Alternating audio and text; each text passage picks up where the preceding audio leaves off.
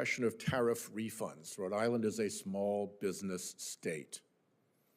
I think everybody has conceded that Americans actually end up paying the cost of President Trump's tariffs, which is why there are refunds going back.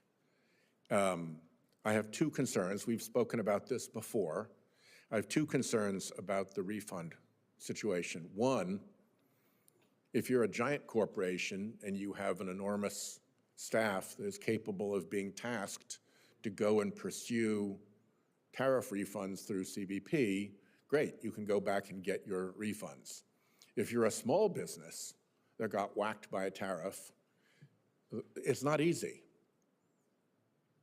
And if you are that huge business that went back and got your tariff refund, there's no obligation that you push it through to your customers who actually ended up paying it along the line. It could end up just in corporate profits, CEO bonuses, and all of that. Could you explain what you're doing to try to make sure that the tariff refund process is more open to small businesses and to make sure that the tariff refunds paid for by consumers initially aren't just pocketed by CEOs as bonuses? Thank you, Senator. So first of all, the Customs and Border Protection operates a website, a portal. From what I understand, it has a relatively straightforward user interface. If there was an importer of record, whether they were a foreign importer of record or a U.S. one, if they were able to file with CBP to pay a tariff, they can use this new website to recuperate it. So there should be, if there's a company that's able to pay a tariff, they're able to use this website to get it back. And if you have specific constituents who have had a challenge with that, let me know. We'll connect them with CBP, because it shouldn't be like that. I'll follow up. On your other point, though, I don't concede that the tariffs went through to consumers. A lot of them were eaten by foreign companies. A lot of them were diluted in the supply chain. And the reason why they're going back, can I, sir, may I? The reason why they're...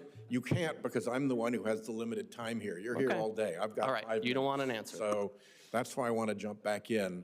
If, in fact, it's not paid by the American side, it would make no sense to be making refunds. So just your behavior with tariff refunds proves the point that it's not just paid by foreigners or foreign governments or China or whomever. So let me make that point. Last, let me just say that, Americans are having a real cost problem. And I think that some of that relates back to the tariff decisions.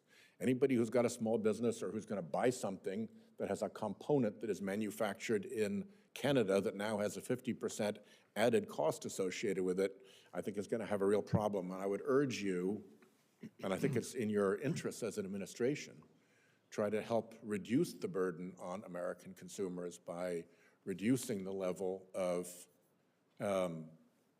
inordinate tariff assessments. So good luck with that.